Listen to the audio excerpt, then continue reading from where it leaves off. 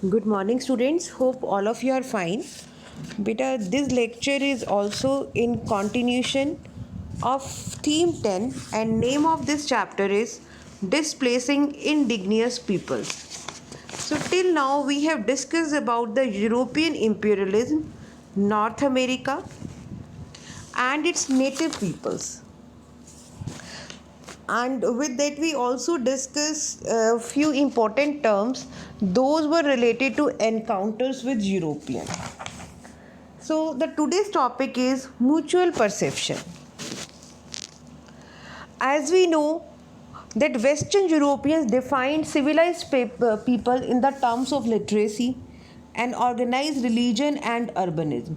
It means these Western Europeans, they considered from them the meaning of civilized was literate and urbanism. So the natives of America appeared uncivilized to them, like the French natives.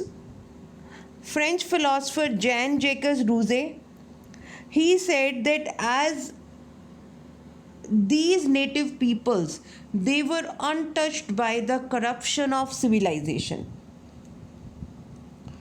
So to the natives, the goods they exchanged with the Europeans were gifts given in friendship.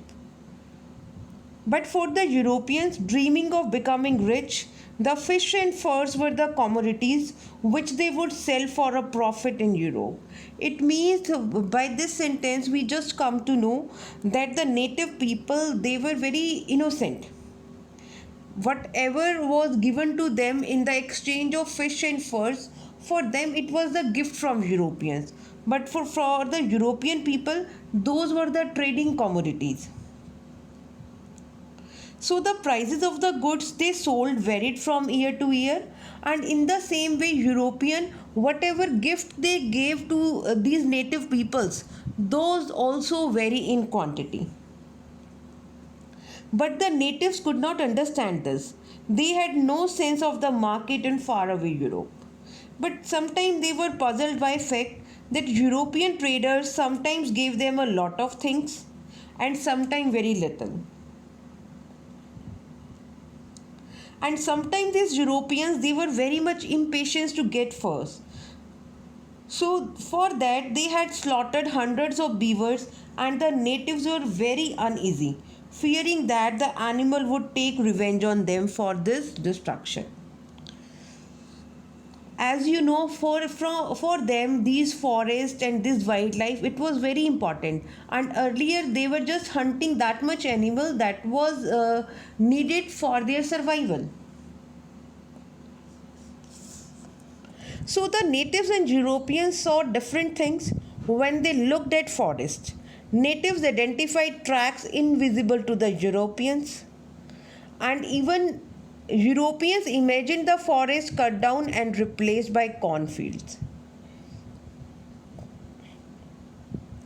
So this way, both vision was different.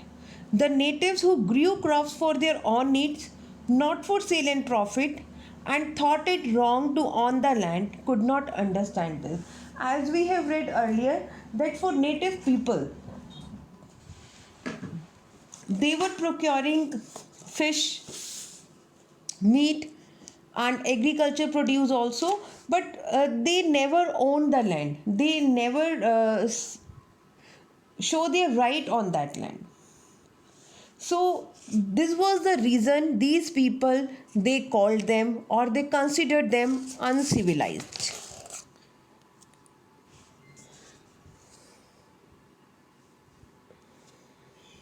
So the countries that are known as Canada and the United States of America came into existence at the end of the 18th century. At that time, they occupied only a fraction of the land they now cover. Over the next 100 years, they extended their control over more territories to reach their present size. So large area was acquired by the USA by purchase. They bought land in the south from France and from Russia, and by war. Much of southern USA was won from Mexico. So even it didn't occur to anyone that the consent of natives living in these areas should have been asked. So the western frontier of the USA was a shifting one, and as it moved, the native also were forced to move back. So the landscapes of America changed drastically in the 19th century. The Europeans treated the land differently from the natives. Some of the migrants from Britain and France, they were younger sons who would not inherit their father's property and therefore eager to own land in America. It means people have various reasons to migrate to America. Later, there were waves of immigrants from countries like Germany, Sweden, and Italy who had lost their lands to big farmers and wanted farms they could own. People from Poland were happy to work in the prairie grassland, which reminded them of the steppes of their homes, and were excited at being able to buy huge properties. It means now people they were moving to America just to own the land. They cleared land and developed agriculture, introducing crops like rice and cotton, which could not grow in Europe and therefore could be sold there for profit. So, to protect their huge farms from wild animals, wolves, and mountain lions, these were hunted to extinction. Means so much hunting was done that all these species they became extinct. They felt totally secure only with the invention of barbed wire in 1873, that is known as fencing. The climate of the southern region was too hot for Europeans to work outdoors. And the experience of South American colonies had shown that the natives who had been enslaved had died in large numbers. So the plantation owners therefore bought slaves in Africa. Protests by anti-slavery groups led to a ban on slave trade. But the African who were in the USA remained slaves, as did their children. As you know that slavery was very common there, and even Abraham Lincoln he was against the slavery, right? So the northern states of the USA, where the economy did not depend on plantations, argued for ending slavery. According to them, this slavery, practicing of slavery, it was an inhuman practice. There was a war between the states that wanted to retain slavery and those supporting abolition. The later one, slavery was abolished, though it was only in 20th century that the African Americans were able to win the battle for civil liberties and segregation between whites and non-whites in school and public transport was ended. Do you know that there the system of apartheid was practiced? The Canadian government had a problem which was not to be solved for a long time, and that was the more urgent than the question of the natives. In 1763, Canada had been won by the British after a war with France. The French settlers repeatedly demanded autonomous political status. So in 1867, this problem was solved by organizing Canada as a confederation of autonomous states. So this was the topic about the mutual perceptions. Now our next topic is the native people lost their land. So how they lost their land, these native peoples. So in the USA, as settlement expanded, the natives were induced or forced to move after signing treaties selling their land. The prices paid were very low, and there were instances when the Americans cheated them by taking more land or paying less than promised. It means it was a kind of forcefully their land was taken from them.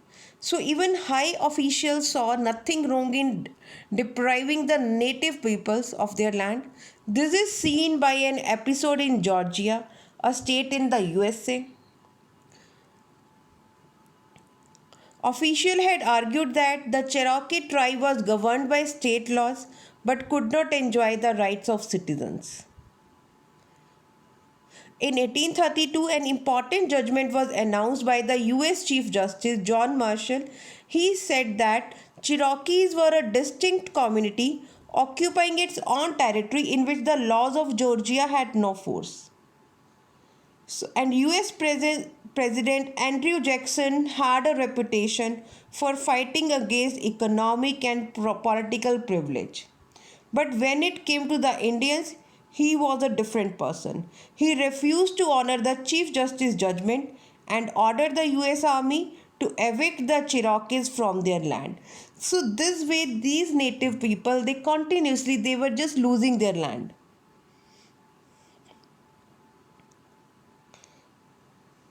And these Cherokees people, they were pushed to the great American desert. Of the 15,000 people thus forced to go, over a quarter died along the Trail of Tears. Those who took the land occupied by the tribes justify it by saying the natives did not deserve to occupy land which they did not use to the maximum. As we know that native people, they were just practicing the subsistence farming. So these new settlers, according to them, they justified themselves that they just wanted to use the land at maximum level. Even they went on to criticize them for being lazy. They did not use their craft skill to produce goods for the market, for not being interested in learning English or dressing correctly. So that this was the reason, all these reasons, those were given by the Europeans, that these native people deserved to die out. The prairies were cleared for farmland and wild bison killed off. Primitive man will disappear with the primitive animal, wrought of visiting Frenchmen. So this way, these native peoples, they were pushed westwards, given land elsewhere, but often moved again if any mineral, lead or gold or oil was found on their lands. So many tribes were forced to share the land originally occupied by one tribe. So there were quarrels between them. They were locked off in small areas like reservations, and they did not give in without a fight. So the US Army crushed a series of rebellions from 1865 to 1890.